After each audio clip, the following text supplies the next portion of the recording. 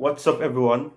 Tyrone back with another video. Welcome back to Chelsea Sessions. Welcome back to another video. And as you can see in the title, this is a first for me. It's the first time doing a tier list type of video ranking.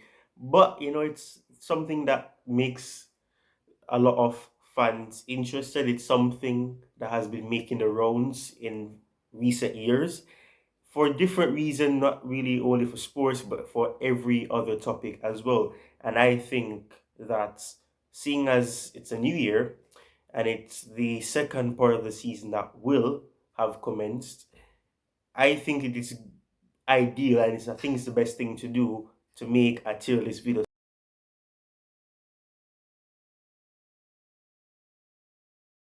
All right, so just before I get into the ranking of these players, I'm going to make two disclaimers be known. These lists will only consist of players who have played at least 5 matches or would have made 5 bench appearances. That is how I'm doing it. If they've had 5 bench appearances, if they've come off the bench and gotten minutes, they would be calculated in the ranking. But if they haven't, or if they haven't played up to at least 5 matches, they will not be included. So you will realize that players like Christopher Nkunku, among others, will not be mentioned. Let's get straight into it, and I'll be starting in alphabetical order. And the first player is Armando Broja. Armando Broja will go into the bad category. I know some people will say that that's a bit harsh, but I'm gonna just give my opinion. The fact of the matter is that Broha has not been at a level that is necessary and required at a competent level as well. And that is one of the reasons why he falls into the bad category. Now, let me say this before I know a lot of people give me backlash to say, oh, you put him in the bad category, he's coming back from an injury. Yeah, I get that. I get that, which is why we're still ranking. He's played at least 12 matches. I guess I get that he hasn't started all those games, but he's gotten opportunities. He's There's things that injuries don't cause you to do. He's running offside a lot. He's making the poor decisions, not making the passes, not taking the shot. Those things are not bound on injuries. Those are not things that are caused by injuries. Those are things that have to do with what you decide to do, your decision making. So therefore, it makes him go into the bad category for that reason. Obviously, I'm gonna make this be known. I have nothing against Broha. I have a lot of hope in Broha, but so far he's been pretty poor and he's been bad. So that is why he falls into the bad category. Now the second player is Axel Disasi. Axel Disasi has been, for me, a player that has had good matches. He's had some poor matches, and for that reason, I think he deserves to be in the category of needs to do better. He needs to improve. He needs to do better. He needs to perform better. He hasn't made a lot of mistakes. He has made mistakes. He has made some poor decisions as well. Aerially, there have been some issues as well, but he is doing good enough for a player that is just coming into the Premier League, just adapting to a new league, and he's given his best. So Axel Disasi needs to do better. He falls into the category that is above the bad category, so needs to do better. Now, the next player on my list is Benoit Badashile, his French counterpart, his compadre, a player that we would have had admiration for last season when he signed in January. He played games, he looks calm on the ball, he was making some good distributions. Benoit Badashile needs to do better. He falls under the category of needs to do better. He is a player that needs to do better. He's made some mistakes. He made a mistake in the Carabao Cup game against Newcastle. Obviously, that's a bit harsh to really say that, oh, but he's made some mistakes. He's given the ball away. He's gifted goals the to the other opponents as well, other than Newcastle as well. So he's been shaky. He's given the ball away. He's would have been beaten by a lot of players, opponents, and as a result, he needs to do better. Obviously, I know he's come back from an injury, so therefore his Performances may not be the greatest, but he needs to do better, in my opinion. Benoit Badashile, as I have stated, falls under the needs to do better category. Now, the next player is Ben Chilwell. I know Ben Chilwell has been injured for most of the season so far, but he's getting an opportunity now. He has returned to training, he's returned to the team as well. And as a result, he needs to do better. He's been pretty poor. He's been pretty poor. I have to be honest. He's been poor. I get it that people say that he's playing out of position or he had played out of position in the earlier part of the season before he got injured. But a lot of decision making was poor on his end. He made a lot of poor decisions. Yes, he would have done some good things. He distributed the ball well, should have gotten more assists. Obviously, got an assist for Conor Chukwuemeka's goal against West Ham, but he's struggled. He's made a lot of poor decisions. His ability has been poor as well. Availability, that ability, I've always said that it's one that is important. It's the most important ability availability, and that obviously does not weigh into my reasoning for why he needs to do better. But he needs to do better in terms of what he's done at Chelsea. I want to see the Ben Chilwell that I was seeing when he won the Champions League. That type of Ben Chilwell. We haven't seen that Chilwell since 2021, and I need to see that Chilwell consistently again. So Ben Chilwell falls under the need to do better category. The next player is a player which I feel like this most of this video has been me speaking negativity or close to negativity.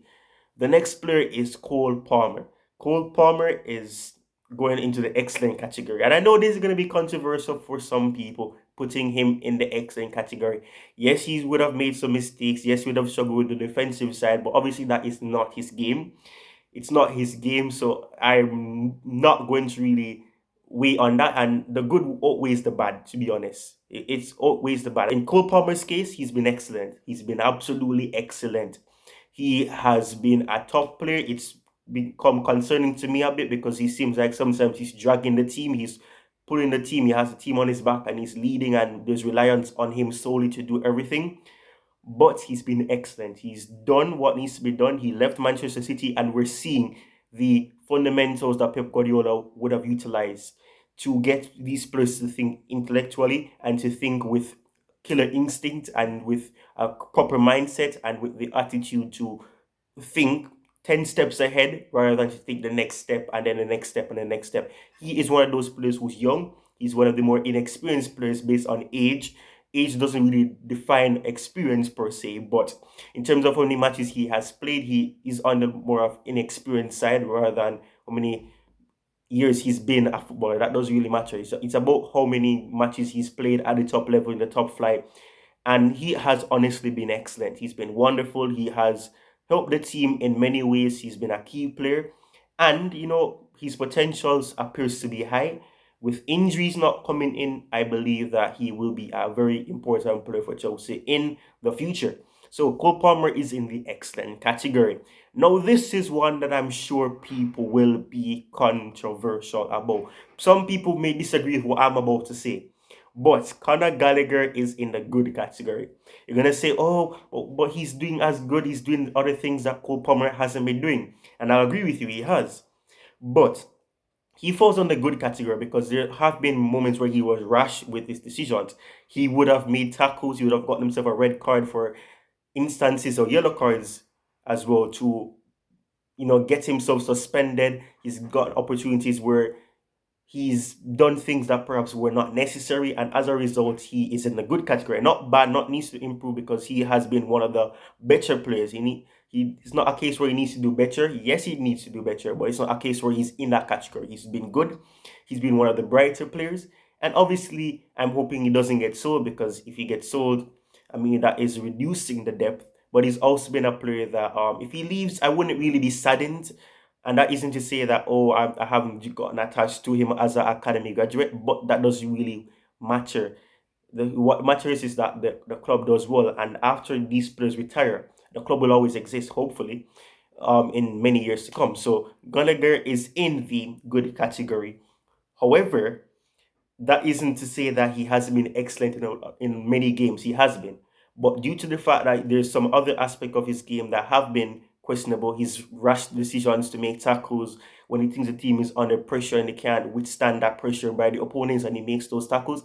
Those were one of the issues, and also the error issues as well, where he is not marking players all the time or consistently, or he loses his man.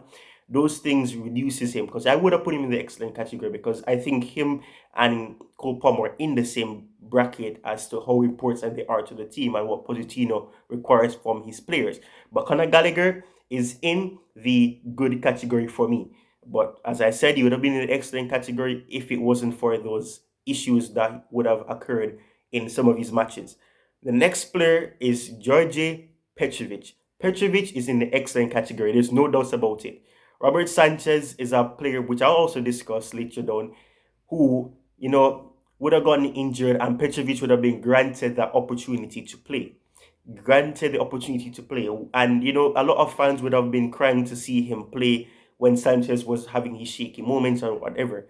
But Petrovic would have gotten the opportunity at an ideal time, made a clinical stop in the Newcastle penalty shootout for the EFL Cup quarterfinals, and what we ended up seeing is a player after those matches that is excellent. His distribution on the ball, playing off from the back, is very good. It's better than what we were seeing from Sanchez, and his shot stopping has been incredible. He's made some top save. He's been attentive. He's been a player that has shown why Chelsea signed him, and as a result, I believe that he is in the excellent category alongside Cole Palmer. They have both been good. They've also been influential. They've also been players who have actually done good things and they have been key. And funny enough, they were both nominated for the December awards. Goal of the month for Cole Palmer, and Save of the month for George Petrovic. But Petrovic is in the excellent category for me. The next player on my list is Enzo Fernandez. Enzo Fernandez is one where I think this splits opinion. Some people think he needs to do better, something that he's been good, he's been one of the better players. And I can somewhat agree that he's been one of the better players, but he needs to do better. And I'm not going to be too harsh on him. I think some people may say I'm being too harsh by putting him in the needs to do better category. However, I think Enzo Fernandez needs to do better in terms of the other things that he's making poor decisions at times. He's holding the ball too long at times, and yes, he has a good distribution on him, and that makes up for it and why he's not in the bad category, because he's done things that makes him key to the team. He's been one of those players that have an eye for the pass, and it's incredible to see whenever it comes off, and every time it works. However, Enzo Fernandez needs to do better, and I know that is a case where he's been overplayed. He's recovering. He would have recovered, sorry, from a sports hernia, and he's back in the fold. And it also would have been a player who has been influential, but he needs to do better. He's making some decisions that are poor. Sometimes he's invisible in the game. He doesn't make much impact. Really, his defensive ability isn't where it should be, even though he may not be that type of player. But as a midfielder, you're going to have to chip in sometimes. Kevin De Bruyne is not a defensive midfielder, but when he's asked to do that by Pep Guardiola, he puts a shift in, tries to win the ball back, and also creates as well. So Enzo Fernandez is a good creative player. He's good in other aspects, but there's some things that bring down his game, and he needs to do better as a result of that. The next player on my list is Ian Matson. Ian Matson is one that splits opinion. Some people obviously are willing to see him go, and I guess that is fair from a fan perspective and from a profit perspective, and trying to see what can happen and trying to get somebody who Pochettino obviously trusts, because I don't think it's a case where he's trusted by Pochettino, really. I think there was some sort of hope in him by Pochettino when preseason was around, because he played him in a more advanced position. And also he kept him because, obviously we had injuries and it wouldn't have made sense to lose certain players. However, Ian Matson is a case where he looks like he's about to leave to go to Dortmund at the time of recording this. And as a result, Pochettino haven't showed much interest in him playing a lot of minutes. He hasn't trusted him in instances where Kukurea was injured. And also a case where Ben Chilwell was injured, he's stuck with Levi Cowell, which would be the next player, funny enough, that I'll speak about. But Ian Mason is unfortunately in the bad category for me. The next player, as I would have mentioned, is Levi Cowell. Levi Cowell needs to do better, in my opinion. He really does need to do better because I know that that's not his actual position, and he has played off some moments that were good. Obviously, the Luton game is one that comes to mind at the top of my head because he would have been influential and key in that match. He was very important in the match that, and also in the goal that would have been scored against Luton. The Palmer's first goal that was good link up play between him and Jackson, as well as I believe it was Mudrick as well. Was it Mudrick? I don't remember, but at the top of my head, all I can say is that Levi Cole, even though that's not his best position, he needs to do better because the moments where he's making passes, he's making rash decisions, he's not being attentive, he misses the player that he's supposed to be marking, and as a result, he needs to do better in that area. He's a young player, so I'm not going to be too hard on him, and that's why he's not in the bad category, but he needs to do better. I'm just going to say that. The next player on the list is Leslie. I'm not going to say his last name. You know why? If you've seen other videos when I try to pronounce it. But Leslie is in the bad category. He needs to do better as well. Actually, you know what? I'm going to put him in the needs to do better category, not the bad category. He's going to be in the needs to do better category. He needs to do better. He needs to perform at a better level. And I think one thing is that Pochettino doesn't appear to trust him. He doesn't look ready. He looks very raw, and that's understandable. He's very young, and I mean it's not his fault that he's that part in his development, and that's where he is in his development, and that's the level that he is.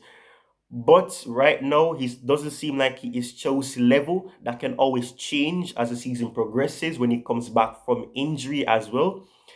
But Leslie needs to do better. He's been pretty poor. He's had little glimpses, but he's also made a lot of errors, and he's also done things that you would say he doesn't deserve to be playing minutes, and he doesn't really deserve to be in the first team, probably in the development squad. But he needs to do better. He's still very young, so I'm not going to be too hard on him. But he needs to do better. I'm just going to say that. The next player on the list is Malo Gusto, another Frenchman. Malo Gusto is in the good category. He's in the category of good because he's been pretty good. He would have been in the excellent category if there was some aspect of his game that were better. His defensive ability is shaky. Sometimes makes some tackles, and also it would play off, but sometimes it does lead to us conceding free kicks in areas that is unnecessary. So sometimes he does lunge in at times where he shouldn't have to. So Malagusto is in the good category alongside Gallagher for the same reason in terms of the defensive side. He is in the good category, but Malagusto could have quite easily been in the excellent category. So we go from Malagusto, who's in the good category, and we go straight into Mark Cucurella. Mark Cucurella is in, I'm going to be honest here, he is in the needs to do better category. He's in the category of needs to do better. He's needs to do better, honestly. There's been games where he has showed little glimpses of what we wanted in him when we signed him from Brighton, but at the same time, his defensive ability, his attentiveness has been shaky. He sometimes makes some rash decisions. He makes decisions that are poor. And for that reason, he needs to do better. Next player on the list is Moises Caicedo. Moises Caicedo needs to do better. He's had some good games. We've seen moments of why Brighton didn't want to lose him, why Chelsea wanted him to sign from Brighton, and why Chelsea were devoted to getting him. But there's been moments where he's been shaky, he's not marking players, and then the side that he's on, that's where the goals are scored because he's not marking those players. And I understand that he didn't have a preseason and everything, so that can weigh into it. However, he needs to do better. He 100% needs to do better. Enzo Fernandez and him are in the same bracket. They need to do better.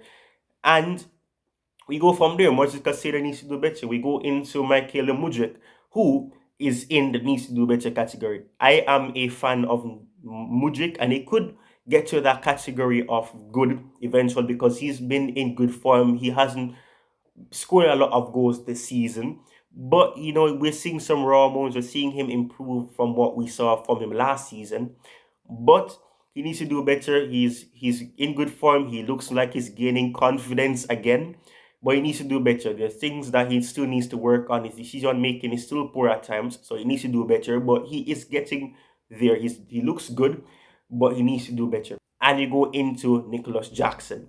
Nicholas Jackson is also in the needs to do better category. He needs to do better. There's been moments where I'm saying yes, he does everything else right, but scoring. So he needs to do better. I know a lot of people will look at the Jogba thing to say that, oh, Jogba did not do excellent or the greatest in his first season, but Jackson is younger. Jogba was older. We should give more trust in Jackson, yes, but at the moment he does look like he's that player that you can rely on to lead the line, and perhaps the reason why Chelsea want to sign a striker in the winter window, which is currently this time. So Nicholas Jackson needs to do better. He's done everything else right other than scoring goals. He's made passes, but also he's made some poor decisions as well. So in times, sometimes he shoots, sometimes he doesn't shoot when he should shoot, and sometimes he doesn't pass the ball when he should pass the ball.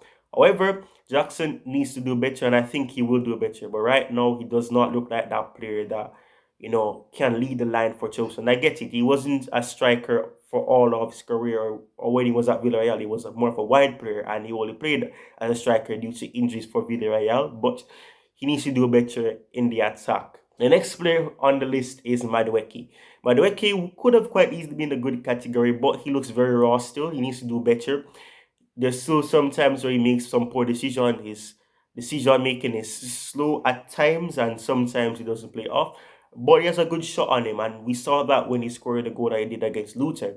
He has a little flair on him. He has some technical ability. He also has physique, but he needs to do better. He could quite easily be in a good category later on in the season, probably maybe excellent. I'm not sure, but Madueke needs to do better at this point. He needs to do better. Some things need to be worked on, and we go from there and we move on to Raheem Sterling. Now I know it would be easy for me to get emotions mixed into this and simply say that Raheem Sterling is in the bad category, but I'm gonna be fair. Raheem Sterling has been consistently inconsistent.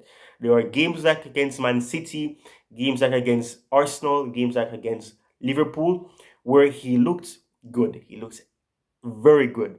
He was man of the match in a lot of those games, or one of those players that you can watch and say that they deserve the man of the match. I never got it. If Raheem Sterling got it, you would have been okay with it. But there are instances like what happened against Wolves, where his decision making was poor. He made the decision to shoot the ball. And if you're even going to take that shot, the way that he took that shot as an experienced title winning player, you would have expected better from him. But he needs to do better. There's times where he looks invisible in games. There's times where he looks invisible in the game and then does something good. And then people ignore the fact that he was poor in the entirety of the game, barring to the fact that he did something that benefited the team in terms of winning or getting a goal. But he needs to do better. Raheem Sterling needs to do better. And from an experienced player, you would expect better from him. So the Wolves thing will always be at the top of people's mind when they think about what Raheem Sterling has done and why he needs to do better. Raheem Sterling is in the needs to do better category, as I have stated. The next player is the captain, Reece James. Now, this is one where it's going to be harsh to hear, but it's in the bad category. I'm going to tell you why he's in the bad category. It sounds a bit harsh, but I'm going to say why he's in the bad category.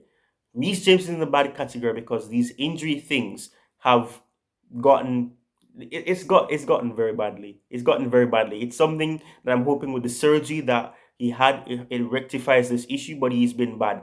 He can be the greatest player on this day without these injuries, but sometimes there's things about his game that are pretty poor. Sometimes he makes rash decisions. Sometimes he hasn't looked the greatest player since coming back from that injury before he got the injury against Everton. And the instances where he looked like the greatest player. So he's in the bad category due to the injury issues and their constant occurrence that keep happening every season. The same injury, same injury. And I think when it gets to a point, you need to make a decision at the end of the day and say that, you know what, these injuries are getting the better of me and I can't let that be. So I need to get surgery. And it took too long for that decision to be made. And as a result, he's in the bad category due to injuries were not addressed properly. The next player, I know why I need down here, is Robert Sanchez. Robert Sanchez is in the needs to do better category. I could easily put him in the bad category, but there have been instances where he would have saved us before he got injured. There's times when he would have given the goals away, he would have given opportunities away, would have made poor decisions, and led to us losing games and sometimes not making the best decision in terms of distribution. So he needs to do better. I could put him in the bad category if I made emotions get the better of me, but he's going to be in a needs to do better category because there have been instances where he would have saved Chelsea from losing games worse than he would have lost. So he needs to do better. And the final player on the list is Thiago Silva. Thiago Silva is in the good category. There have been instances where he would have made mistakes. I can go back to the Newcastle game where we lost 4-1, where he would have made a poor decision. Was he hesitated on the ball gets away from him and into the path of the Newcastle player, and they end up scoring. I believe it was Joe Linton who scored as well. I may be wrong, could be Colin Wilson. I really don't remember who scored. But I remember that instance where he would have made a poor decision, or sometimes we would have made passes and they lead to opportunities for the opponents. But he's been good otherwise. He's been one of those seasoned veteran players. And when I think about that, I have to be fair. He's getting older. He's basically almost 40. And his years as a footballer is catching up to him. He's getting older, and his age is causing an issue for him as well. So as a result, he's in the good category. He could have been better, and it could have been worse as well. But due to the fact that he has saved Chelsea on numerous occasions, he's in the good category because he has been a reliant player, barring his mistakes, and he's also been good. So he's in the good category. The tier ranking for Chelsea player season so far, 2023-2024 season. We will show you it's right here now. Obviously, I haven't mastered the ability to do the graphics, so you could have seen it on screen. But this is how it looks right here. You can see how the full tier list turned out, and you tell me what you believe, because I know a lot of people will disagree with what I've said, and I've given my reasons. If you disagree with me, that's fine. I'm giving my opinions, and I'm asking for yours as well. So comment them down below. Let me know what your ranking would be, and let me know if you agree with my listings and the categories that I would have named. Cheers, keep the blue flag flying high, and I'll see you guys.